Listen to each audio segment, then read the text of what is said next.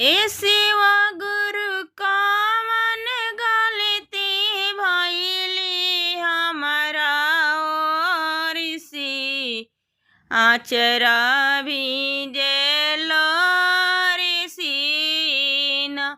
ए शिवाजी कवन गलती भइली हमरा ओर से आचरा भीजेलो रे सीना।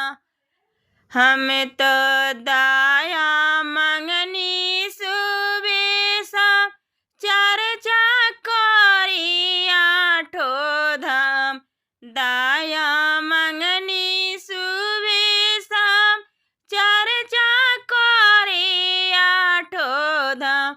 ए शिवा गुरु चरण पखरनी भोर भार में आचरा भीजल लोर में ना। ए शिवा गुरु चरण पखरी भोर भार में आचरा भीजल लोर से ना।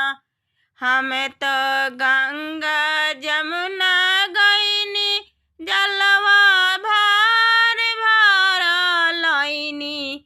हम तो गंगा जमुना गईनी जलवा भार भार लईनी।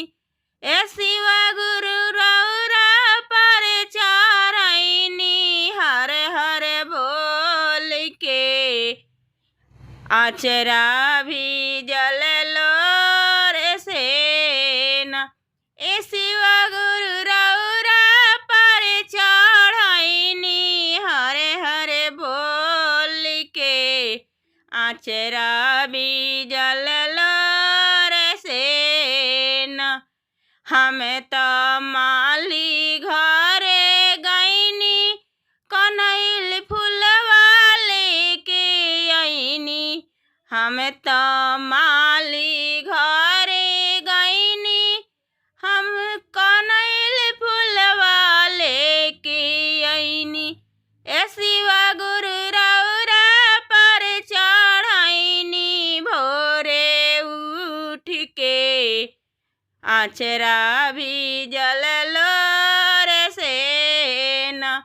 ए शिवा गुरु रौरा पर चढ़ैनी भोरे उठ के आचरा भीजल लोर से ना।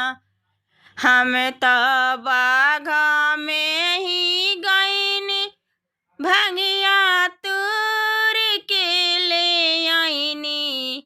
हम तो बगिया में गईनी बेलपति तूर के ले आईनी।